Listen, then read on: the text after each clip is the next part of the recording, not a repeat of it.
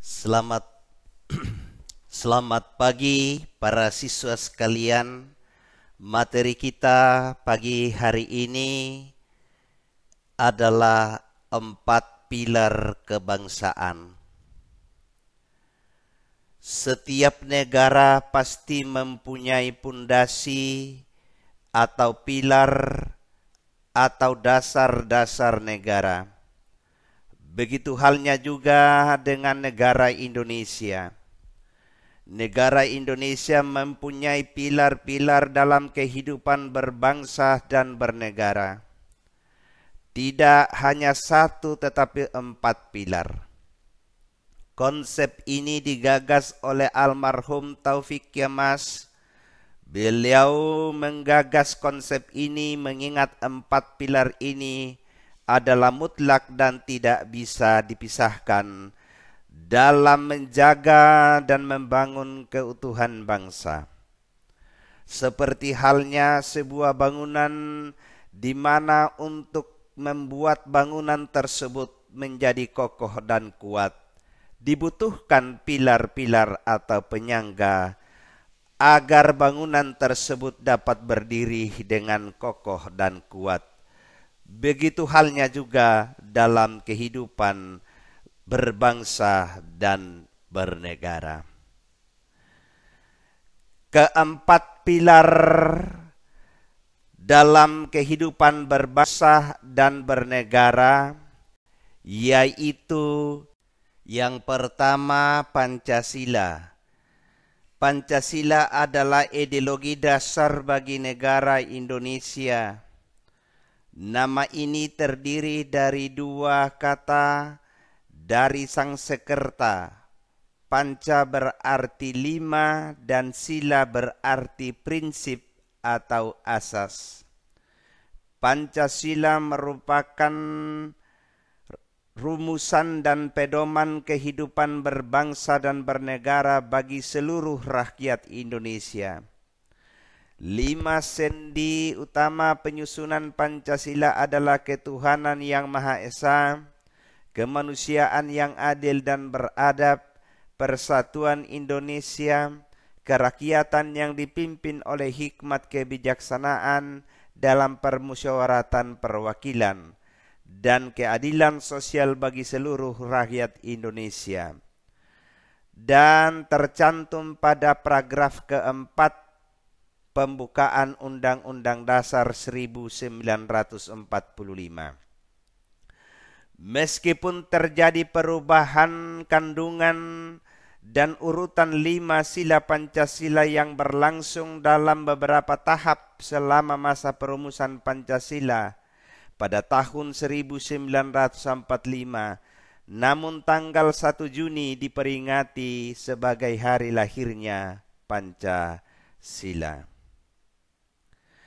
Dalam upaya merumuskan Pancasila sebagai dasar negara yang resmi, terdapat usulan-usulan pribadi yang dikemukakan dalam Badan Penyelidik Usaha Persiapan Kemerdekaan Indonesia, yaitu 5 dasar oleh Muhammad Yamin yang berpidato pada tanggal 29 Mei 1945.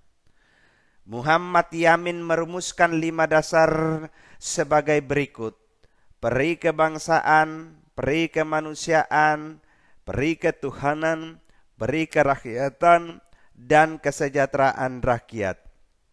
Dia menyatakan bahwa kelima sila yang dirumuskan itu berakar pada sejarah, peradaban, agama, dan hidup ketatanegaraan yang telah lama berkembang di Indonesia. Pancasila oleh Soekarno yang dikemukakan pada tanggal 1 Juni 1945 dalam pidato spontannya yang kemudian dikenal dengan judul Lahirnya Pancasila. Soekarno mengemukakan dasar-dasar sebagai berikut: kebangsaan, internasionalisme, mufakat, dasar perwakilan, dasar permusyawaratan, kesejahteraan, ketuhanan. Nama Pancasila itu diucapkan oleh Soekarno dalam pidatonya pada tanggal 1 Juni itu. Setelah rumusan Pancasila diterima sebagai dasar negara secara resmi, beberapa dokumen penetapannya ialah rumusan pertama Piagam Jakarta atau Jakarta Charter tanggal 22 Juni 1945. Rumusan kedua yaitu pembukaan Undang-Undang Dasar tanggal 18 Agustus 1945. Rumusan ketiga yaitu Mukadimah Konstitusi Republik Indonesia Serikat tanggal 27 Desember 1949. Rumusan keempat Mukadimah Undang-Undang Dasar sementara tanggal 15 Agustus 1950. Rumusan kelima, rumusan kedua yang dijiwai oleh rumusan pertama, merujuk Dekret Presiden 5 Juli 1959. Pilar yang kedua adalah Undang-Undang Dasar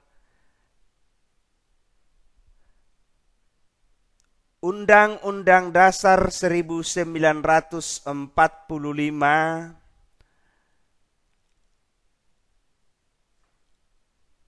Undang-Undang Dasar Negara Republik Indonesia tahun 1945 adalah hukum dasar tertulis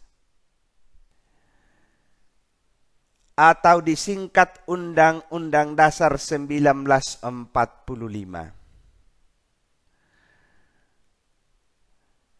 Konstitusi Pemerintahan Negara Republik Indonesia saat ini.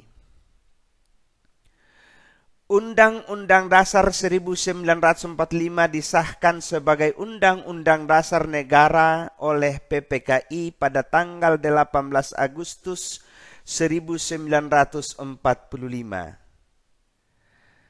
Sejak tanggal 27 Desember 1949 di Indonesia berlaku konstitusi RIS. Dan sejak tanggal 17 Agustus 1950 di Indonesia berlaku Undang-Undang Dasar Sementara 1950. Dekret Presiden 5 Juli 1959 kembali memberlakukan Undang-Undang Dasar 1945 dengan dikukuhkannya secara aklamasi oleh DPR pada tanggal 22 Juli 1959. Pada kurun waktu tahun 1999 sampai 2002, Undang-Undang Dasar 1945 mengalami 4 kali perubahan atau amandemen yang mengubah susunan lembaga-lembaga dalam sistem ketatanegaraan Republik Indonesia. Tujuan pokok fungsi Undang-Undang Dasar 45 adalah pertama, landasan konstitusional atas landasan ideal, yaitu Pancasila. 2, alat pengendalian sosial. 3, alat untuk mengubah masyarakat. 4, alat ketertiban dan pengaturan masyarakat. 5, sarana perwujudan keadilan sosial lahir dan batin. 6, sarana penggerak pembangunan. 7, fungsi kritis dalam hukum. 8, fungsi pengayoman. Dan 9, alat politik. Pilar yang ketiga yaitu Bhinneka Tunggal Ika. Bhinneka Tunggal Ika adalah motto atau semboyan Indonesia. Frasa ini berasal dari bahasa Jawa kuno dan sering kali diterjemahkan dengan kalimat berbeda tetapi tetap satu. Diterjemahkan per patah kata, kata Bhinneka berarti beraneka ragam atau berbeda-beda. Kata neka dalam bahasa Sanskerta berarti macam dan menjadi pembentuk kata aneka dalam bahasa Indonesia. Kata tunggal berarti satu. Kata ika berarti itu.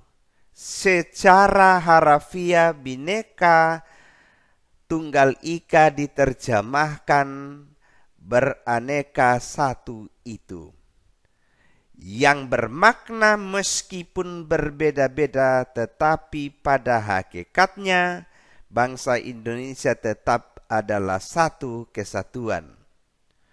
Semboyan ini digunakan untuk menggambarkan persatuan dan kesatuan bangsa dan negara Kesatuan Republik Indonesia yang terdiri atas beraneka ragam budaya, bahasa daerah, ras, suku bangsa, agama, dan kepercayaan. Kalimat ini merupakan kutipan dari sebuah kakawin Jawa kuno, yaitu kakawin Sutasoma, karangan Empu Tantular, semasa kerajaan Majapahit sekitar abad ke-14. Pilar yang empat adalah NKRI. NKRI kepanjangannya Negara Kesatuan Republik Indonesia, adalah bentuk dari negara Indonesia, di mana negara Indonesia yang merupakan negara kepulauan. Selain itu juga bentuk negaranya adalah republik. Kenapa NKRI? Karena walaupun negara Indonesia terdiri dari banyak pulau, tetapi tetap merupakan suatu kesatuan dalam sebuah negara dan bangsa yang bernama Indonesia. Keberadaan Negara Kesatuan Republik Indonesia atau NKRI tidak dapat dipisahkan dari peristiwa proklamasi kemerdekaan 17 Agustus 1945. Karena melalui peristiwa proklamasi tersebut, bangsa Indonesia berhasil mendirikan negara sekaligus menyatakan kepada dunia luar atau bangsa lain bahwa sejak saat itu telah ada negara baru, yaitu Negara Kesatuan Republik Indonesia. Apabila ditinjau dari sudut hukum tata negara, Negara Kesatuan Republik Indonesia yang lahir pada tanggal 17 Agustus 1945 belum sempurna sebagai negara, mengingat saat itu Negara Kesatuan Republik Indonesia baru sebagian memiliki unsur konstitutif berdirinya negara. Untuk itu, PPKI dalam sidangnya tanggal 18 Agustus 1945 telah melengkapi persyaratan berdirinya negara, yaitu berupa pemerintahan yang berdaulat dengan mengangkat presiden dan wakil presiden, sehingga PPKI disebut sebagai pembentuk negara. Di samping itu, PPKI juga telah menetapkan Undang-Undang Dasar 1945, dasar negara dan tujuan negara. Para pendiri bangsa sepakat memilih bentuk negara kesatuan karena bentuk negara kesatuan itu dipandang paling cocok bagi bangsa Indonesia yang memiliki berbagai keanekaragaman. Untuk mewujudkan mewujudkan paham negara integralistik atau persatuan, yaitu negara hendak mengatasi segala paham individu atau golongan dan negara mengutamakan kepentingan umum. Negara Kesatuan Republik Indonesia adalah negara yang dibentuk berdasarkan semangat kebangsaan atau nasionalisme oleh bangsa Indonesia yang bertujuan melindungi segenap bangsa Indonesia dan seluruh tumpah darah Indonesia, memajukan kesejahteraan umum, mencerdaskan kehidupan bangsa, dan ikut serta melaksanakan ketertiban dunia berdasarkan kemerdekaan, perdamaian abadi, dan keadilan sosial. Tujuan Negara Kesatuan Republik Indonesia terdapat dalam pembukaan Undang-Undang Dasar 1945 alinea keempat, yaitu kemudian daripada itu, untuk membentuk suatu pemerintahan negara Indonesia yang melindungi segenap bangsa Indonesia dan seluruh tumpah darah Indonesia, dan untuk memajukan kesejahteraan umum, mencerdaskan kehidupan bangsa, dan ikut melaksanakan ketertiban dunia yang berdasarkan kemerdekaan, perdamaian abadi, dan keadilan sosial.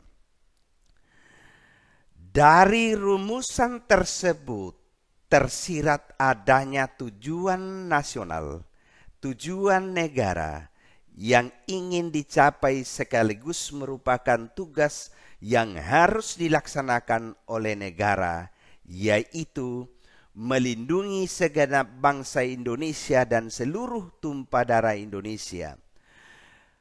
2. Memajukan kesejahteraan umum. 3. Mencerdaskan kehidupan bangsa. 4. Ikut serta melaksanakan ketertiban dunia berdasarkan kemerdekaan, perdamaian abadi, dan keadilan sosial. Setelah membahas apa saja 4 pilar berbangsa dan bernegara, lalu akan mencoba membahas kenapa 4 pilar tersebut penting untuk kehidupan berbangsa dan bernegara. Kalau kita hanya berpikir bahwa Pancasila sebagai dasar dan pandangan hidup bangsa Indonesia, juga sebagai alat pemersatu bangsa, Undang-Undang Dasar 1945 adalah merupakan konstitusi dalam bernegara. 2 hal ini saja sudah menjadi sesuatu yang sangat fundamental bagi bangsa Indonesia dalam menyelenggarakan negara. Tetapi bagi almarhum Taufik Kiamas, 2 pilar ini belum cukup. Beliau mengeluarkan gagasan 4 pilar berbangsa, yaitu Pancasila, Undang-Undang Dasar 1945, Bhinneka Tunggal Ika, dan Negara Kesatuan Republik Indonesia atau NKRI. Dalam pemikiran almarhum 4 pilar ini adalah mutlak dan tidak bisa dipisahkan dalam menjaga dan membangun keutuhan bangsa. Lalu apakah implementasi 4 pilar ini sudah terlaksana dengan baik? Rasanya seperti jauh panggang dari api. 2 pilar Pancasila dan Undang-Undang Dasar 1945 saja masih belum terasa penerapannya. Pancasila baru saja masuk ke dalam kurikulum pendidikan, sementara amanat Undang-Undang Dasar 1945 masih banyak yang diabaikan.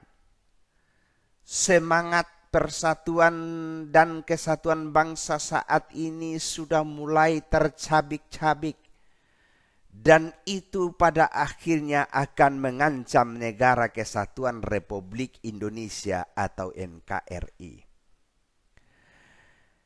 Keprihatinan terhadap hancurnya persatuan dan kesatuan bangsa inilah agaknya yang menginspirasi Taufik Kiamas mengeluarkan gagasan 4 pilar kebangsaan.